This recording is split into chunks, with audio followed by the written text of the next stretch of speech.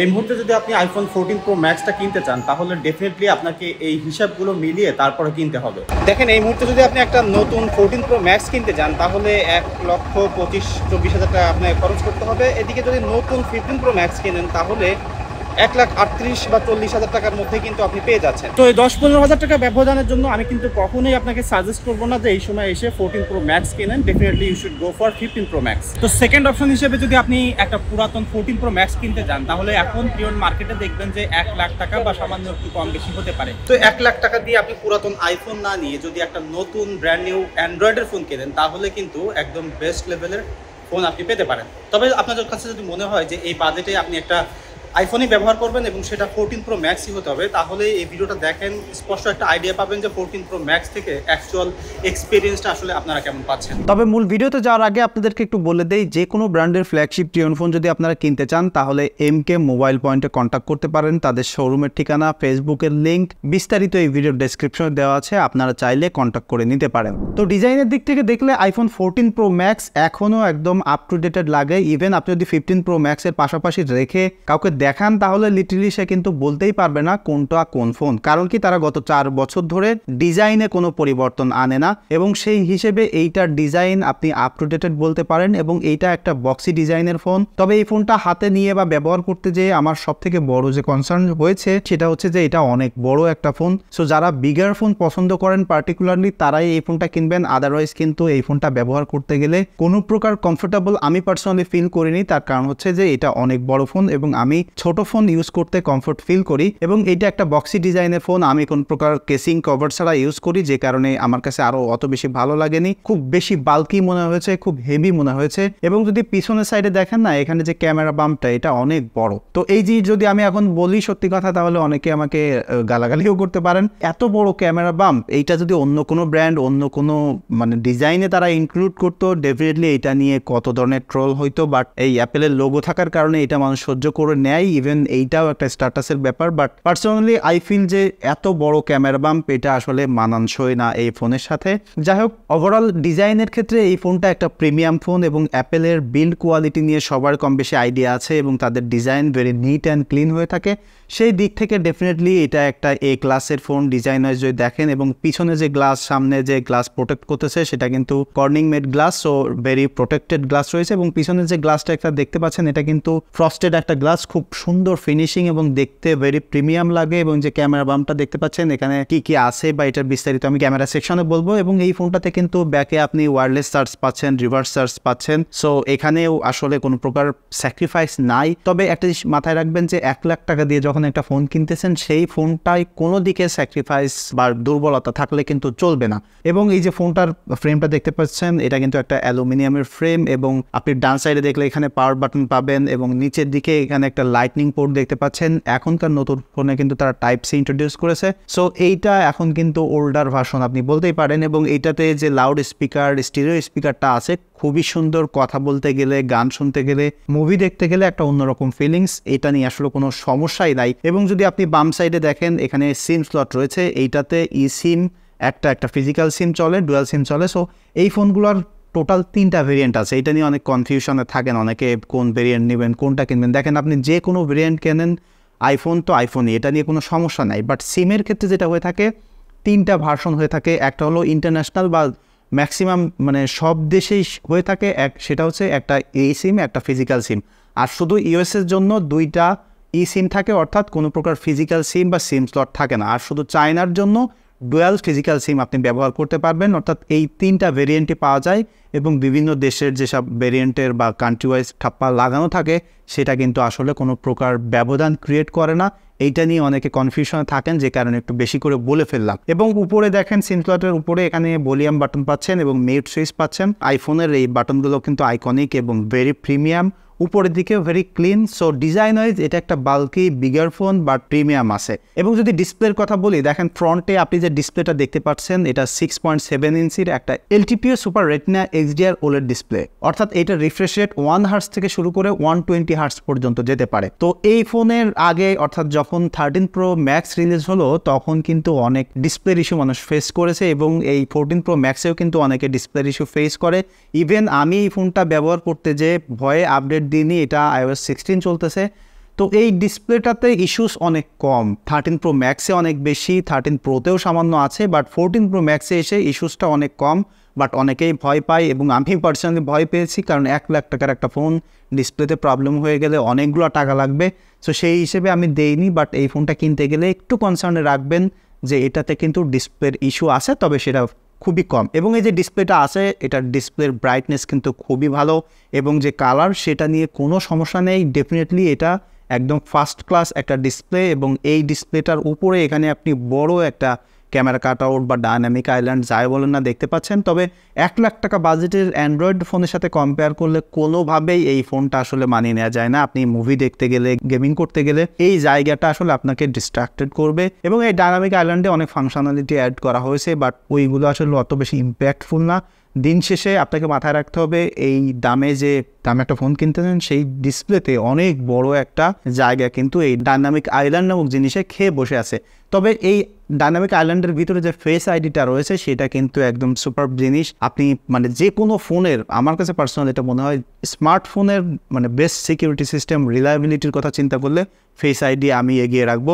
এবং এখানে একটা সেলফি ক্যামেরা আছে, তার বিস্তারিত আমি ক্যামেরা সেকশনে বলতেছি। এবং এই যে ডিসপ্লেটা দেখতে পাচ্ছেন, এর চারি সাইডে যে চেইন বেজেলগুলো না একদম সিমেট্রিক। অ্যাপেল এটা অনেক আগে থেকেই করে থাকে, এটা একদম প্রিমিয়াম জিনিস, এবং এই জিনিস কিন্তু অ্যান্ড্রয়েডে এখন অনেক ব্র্যান্ড করতেছে। সো এইটাই ছিল মূলত এটার ডিজাইন। এবং যদি পারফরমেন্সের কথা বলি, দেখেন এইটাতে আপনি পাচ্ছেন A16 বায়োনিক একটা প্রসেসর, এবং এর সাথে 6GB র্যাম পেয়ার করতেছে। 6GB র্যাম যারা অ্যান্ড্রয়েড ইউজ করেন, আইফোন আগে ব্যবহার করেননি, তাদের কাছে কম মনে হতে পারে, but believe me 6GB RAM সাথে A16 যে বায়োনিক প্রসেসর এবং iOS-এর যে অপটিমাইজেশন, এইটা কোনো কাজে আপনাকে থামাবে না। এবং মাঝে মাঝে আপনার কাছে মনে হবে ডেফিনেটলি, মানে এই ফোনটা আমার কাছে মনে হয় যে ওভার পাওয়ার্ড একটা প্রসেসর। এবং 15 Pro Max বা 15 সিরিজের ফোনগুলোও আসলে এরকম, মানে স্মার্টফোনের ম্যাক্সিমাম ব্র্যান্ডেরই স্মার্টফোনের প্রসেসর আসলে এমন জায়গায় চলে গেছে, সেটা আসলে আমাদের ডেইলি লাইফে ব্যবহার করতে গেলে স্মার্টফোনে অত বেশি পারফরমেন্স, অত বেশি পাওয়ারফুল দরকার হয় না। সেই দিক থেকে আপনি যে কোনো কাজকর্মে চিপসেটটা ব্যবহার করতে পারেন। পারফরমেন্স সেকশনে এটা নিয়ে আসলে কোনো সমস্যা নাই। তো চলুন দেখি এই ফোনটার ক্যামেরা এক্সপিরিয়েন্স কেমন ছিল। দেখেন এই পিছনে আপনি 3টা ক্যামেরা সেন্সর দেখতে পাচ্ছেন। তার মধ্যে এই 14 Pro Max-এ যেটা ইন্ট্রোডিউস হয়েছিল, যে মেইন সেন্সরটা আছে সেটাই নতুন করে, কারণ এটা 48 মেগাপিক্সেল একটা সেন্সর। এর আগে সব ফোনে 12 মেগাপিক্সেলের সেন্সর ছিল। সো এখানে একটা নতুন সেন্সর ইন্ট্রোডিউস করেছে, এবং বাকি যে 2টা সেন্সর আছে তার মধ্যে আলট্রা ওয়াইডের সেন্সরটাও 12 মেগাপিক্সেলের, এবং যে টেলিফোটো লেন্সটা আছে সেটা 12 মেগাপিক্সেলের একটা সেন্সর, এবং এটার ফোকাল লেন্থ হলো 77 mm এর, এবং সেটা 3x পর্যন্ত অপটিক্যালি জুম করতে পারে। অর্থাৎ এই ফোনটাতে আলট্রা ওয়াইড থেকে শুরু করে আপনি টোটাল 15x পর্যন্ত জুম করে ছবি তুলতে পারবেন। তো আমার কাছে মনে হয় যে 15x বা 10x পর্যন্ত একটা zooming capability more than enough. যেমন অ্যান্ড্রয়েডে, স্যামসাংয়ে একদম 100x পর্যন্ত জুমিং ক্যাপাবিলিটি দেয়। ওইটা আসলে রিয়েল লাইফে সিনারিওতে আমি আসলে তেমন ইউজার্স কেস পাই না, এবং ওই পিকচারগুলো আসলে তেমন ইউজাবিলিটিও থাকে না। তো মানে রিয়েল লাইফ সিনারিওতে যদি ব্যবহার করেন বা চিন্তা করেন, তাহলে ডেফিনেটলি এটা যে ফোকাল লেন্থ আছে সেটা মোর দ্যান ইনাফ। এবং এটা যে পিকচার কোয়ালিটি, আইফোনের যে পিকচার কোয়ালিটি সেটা সম্পর্কে সবার কম বেশি আইডিয়া আছে, যে পিকচার একদম যদি ভিভিড মুড ছাড়া ছবি তোলেন, আমি আজকের যে ছবিগুলো অ্যাড করতেছি, অনেকে আপনারা বলেন যে ভিভিড ছাড়া ছবি দিতে, যে কারণে কিছু ছবি ভিভিড দেওয়া আছে, কিছু ছবি ভিভিড ছাড়া আছে, আপনারা দেখলেই বুঝতে পারবেন। এবং যে পিকচার কোয়ালিটি, আপনি যে কোনো কন্ডিশনে ছবি তোলেন, আপনি 1 লাখ টাকা ফোন বা 1 লাখ টাকা বাজেটের একটা ফ্ল্যাগশিপ ফোন থেকে যেরকম এক্সপেক্ট করেন, এইটা সেরকম আপনাকে অফার করবে। খুবই ভালো ডায়নামিক রেঞ্জ ক্যাপচার করতে পারে, এবং যে কোনো ফোকাল লেন্থ আপনি ক্যাপচার করতেই পারতেছেন, সেইটা নিয়ে আসলে কোনো সমস্যা নেই। এটার picture quality day to day লাইফে আপনি যে কোনো কন্ডিশনে তুললে আপনার ফর শিওর 100% ভালো লাগবে। এবং যদি নাইট মোডে ছবি তোলেন, সেখানেও একই অবস্থা, যথেষ্ট ফাস্ট শাটারে ছবি তুলতে পারে, এবং সেই নাইট মোডের ছবি কিন্তু যথেষ্ট ডিটেইল থাকে। তবে আইফোনের ক্ষেত্রে একটা জিনিস আমার কাছে খুবই বিরক্ত লাগে, সেটা হচ্ছে যে আইফোনের নাইট মোড আপনি চাইলেই অন করতে পারবেন না, ডেডিকেটেড কোনো নাইট মোড নাই। যখনই তারা মনে করবে নাইট মোড অন করার দরকার, তখনই আপনাকে দিবে। সো কিছু কিছু সিনারিওতে দেখা যায় যে যদি নাইট মোড থাকতো, হয়তো আরেকটু বেটার ছবি আউটপুট পাওয়া যেত, বাট সেরকম মানে সিনারিও আমাদের আসলে রিয়েল লাইফে হয়তো খুব বেশি আমরা ফেস করবো না, যে কারণে এই ফোনটার নাইট মোডের ছবি আমাদের অলওয়েজ ভালো লাগবে। বাট আমি তো আসলে বিভিন্ন টেস্টিং বা বিভিন্ন সিনারিওতে ছবি তুলেছি টেস্ট করার জন্য, যে কারণে আমার কাছে এরকম মনে হচ্ছে। বাট আই থিঙ্ক ওভারঅল আপনি মানে যে কোনো সিনারিওতে ছবি তুলতে গেলে, যে কোনো ফোকাল লেন্থে ছবি তুলতে গেলে, এটার পিকচার কোয়ালিটি আপনার ফর শিওর ভালো লাগবে।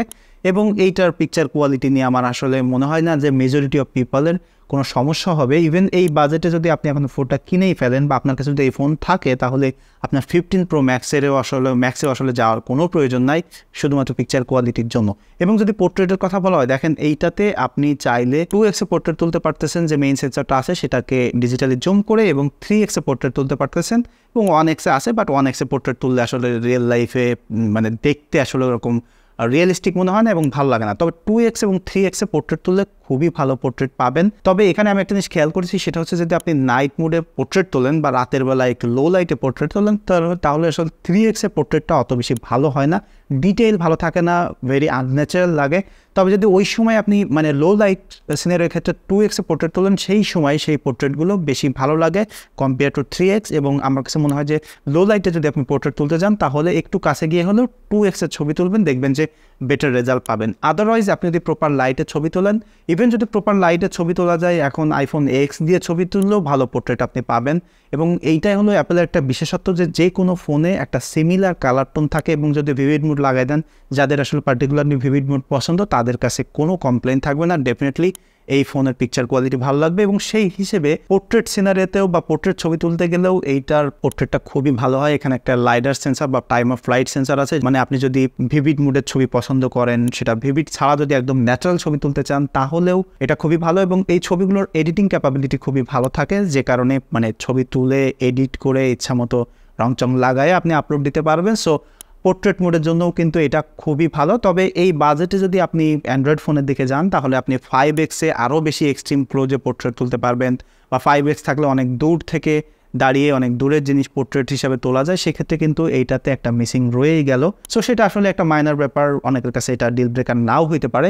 এবং যদি সেলফি ক্যামেরার কথা বলি, দেখেন এইটাতে একটা 12 মেগাপিক্সেলের সেলফি ক্যামেরা আছে। সো অ্যাপেল তারা এই সেন্সরটাই ভেরি লং টাইম ধরে ব্যবহার করতেছে, এবং এইটা একটা প্রুভেন সেন্সর। আপনি এটা দিয়ে ছবি তুললে যে কোনো কন্ডিশনে খুবই ভালো ছবি তুলতে পারবেন। এটার যে ফোকাল লেন্থ আছে সেটাও যথেষ্ট ওয়াইড, এবং যদি আপনি পোর্ট্রেট সেলফি তোলেন বা নর্মাল সেলফি তোলেন, সেটা যে কোনো লাইটিং কন্ডিশনে, যে কোনো কন্ট্রাস্টে লাইটে ছবি তুললে এটা ভালো লাগবে। তবে আমি একটা জিনিস খেয়াল করছি, সেটা হচ্ছে যদি আপনি একদম লো লাইটে পোর্ট্রেট ছবি তুলেন না সেলফিতে, তাহলে ওইটার কালারটা কেমন জানি মিউট হয়ে যায়। সেটা মানে ন্যাচারাল লাইটে যেমন আপনি ভিভিড লাগাইলেও ভালো দেখা যায়, সেই ক্ষেত্রে এটা খুব আনরিয়েলিস্টিক লাগে, ডিটেইল আসলে অনেক ঘাটতি।